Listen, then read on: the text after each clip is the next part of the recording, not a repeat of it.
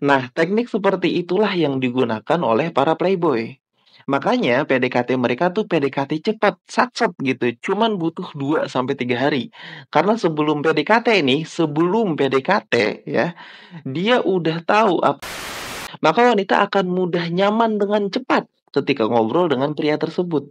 Secara psikologis, wanita akan menganggap bahwa cuman lu yang bisa ngerti dia sampai sejauh itu. Hai, assalamualaikum warahmatullahi wabarakatuh. Buat kalian para pejuang cinta yang mendengarkan podcast ini, semoga selalu diberikan perlindungan dan rahmat oleh Tuhan Yang Maha Esa. Durasi dalam PDKT itu masing-masing beda-beda ya. Ada yang sampai 2 bulan baru bisa dapetin ya. Bahkan ada yang temen gue tuh PDKT-nya nyampe 8 bulan baru bisa dapetin gebetannya. Tapi ada juga yang hanya membutuhkan 2 hari bisa langsung dapat status dari gebetannya. Nah, di video kali ini gue bakal jelasin apa yang membuat PDKT itu lama ya. Dan apa yang membuat PDKT itu bisa cepat. Kadang dalam memilih pakaian, ketika kita mau beli baju misalnya di mall, cowok itu sebelum beli baju dia udah punya bayangan. Dia bakal beli baju yang seperti apa. Akhirnya ketika dia beli baju, dia cukup memilih dari beberapa varian doang. Dia udah bisa nentuin. Nah, kalau cewek itu beda, bro. Imajinasinya dalam memilih baju itu lebih luas. Sama aja sih sebenarnya, cewek juga udah punya bayangan baju seperti apa yang bakal dia beli. Sama kayak cowok. Tapi tingkat kepuasan, kecocokan. Nah, itu yang beda sama cowok. Cewek kalau udah dikasih perbandingan tipe atau varian baju yang lain, imajinasinya akan lebih bercabang. Dia akan terus mengeksplor seluruh mall untuk membandingkan baju yang pertama dia bayangkan. Walaupun ujung-ujungnya dia bakal balik ke baju yang pertama yang dia udah tertarik tadi. Ini bagi kalian yang pernah nemenin nyokap kalian belanja di mall atau belanja di pasar, nih pasti ngerti gimana ngeselinnya nemenin mereka para wanita yang harus muter-muter dulu berjam-jam, tapi ujung-ujungnya yang dibeli adalah yang pertama kali dilihat.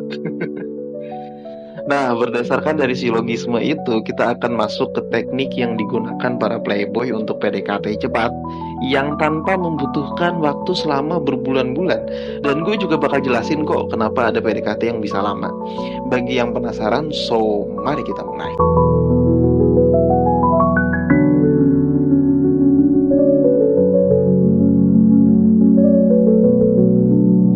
Nah, di intro tadi kan gue udah ngasih tahu tuh contoh tentang seperti apa wanita menerima dalam kepuasan kecocokan. PDKT yang lama selama berbulan-bulan itu terjadi karena beberapa faktor, bro. Yang pertama bisa jadi karena dia menginginkan pria lain, tapi juga nggak mau jauh dari lu. Atau bisa dibilang dia nggak suka sama lu, tapi dia nyaman temenan sama lu. Dan dia tahu kalau lu suka sama dia. Terus faktor lainnya adalah dia masih ragu lu itu pria yang seperti apa. Dia masih belum menemukan kecocokan dan alasan yang kuat untuk bisa menerima lu sebagai pasangan dia. Terus faktor selanjutnya adalah PDKT lu gak jelas. Bisa jadi karena lu gak punya identitas yang kuat gitu, atau karakter yang kuat yang udah gue jelasin di video sebelumnya. Lu gak bisa nentuin karakter seperti apa yang bisa menarik perhatian dia.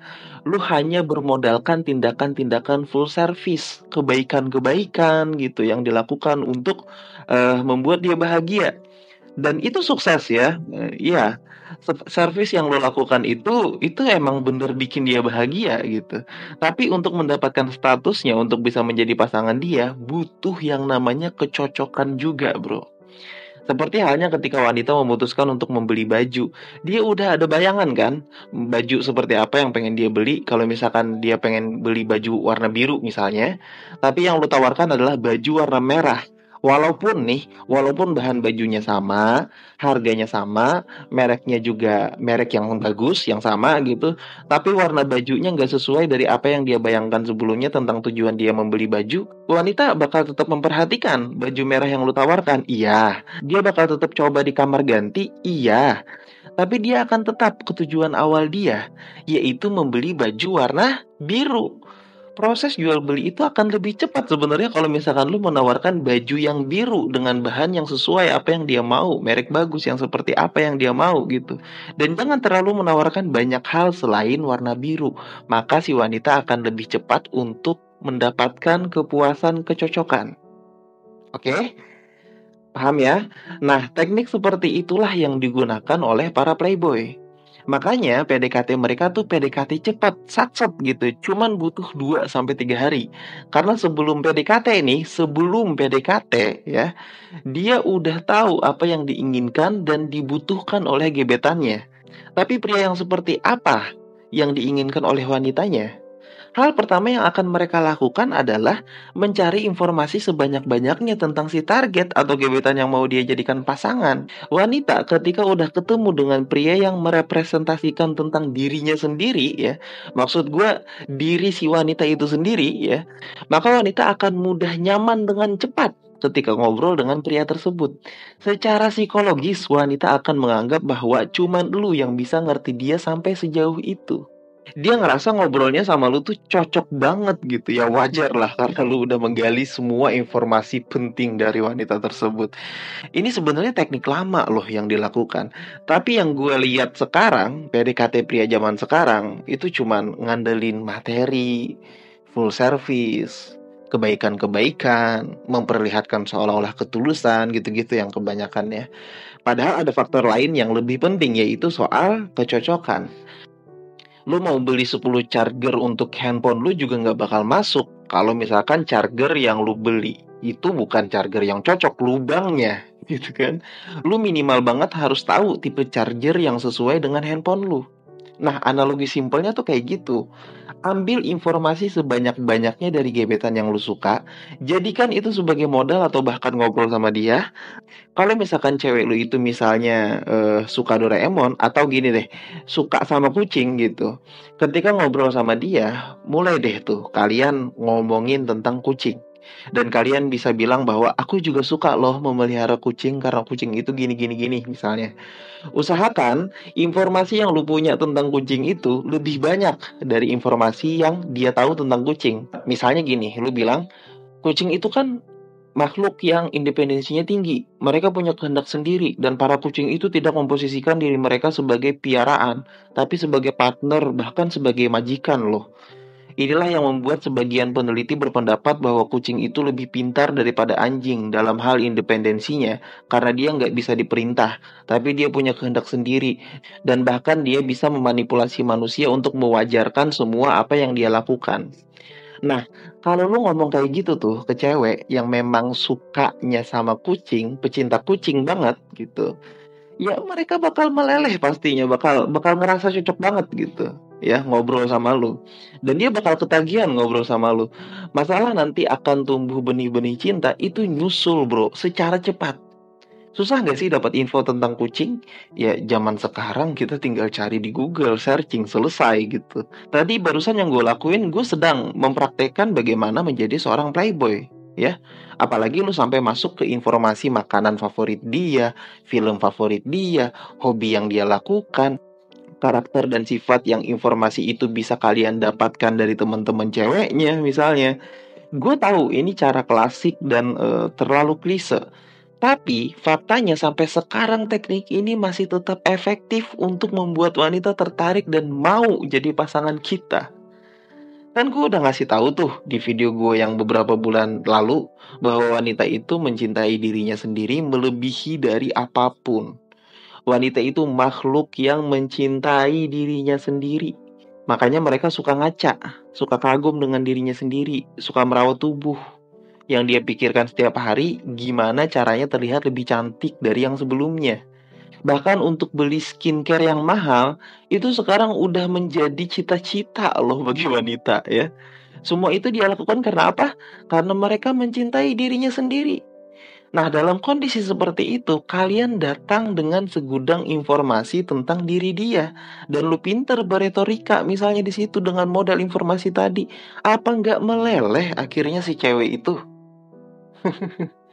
Ingat ya, di video ini gue nggak ngomong ganteng dan jelek. Nggak sedikit loh pria yang mukanya pas-pasan, tapi kalau PDKT dia selalu sukses. Cukup dengan satu teknik tadi, menggali informasi sebanyak mungkin soal gebetan atau target yang bakal lu jadiin pasangan lu.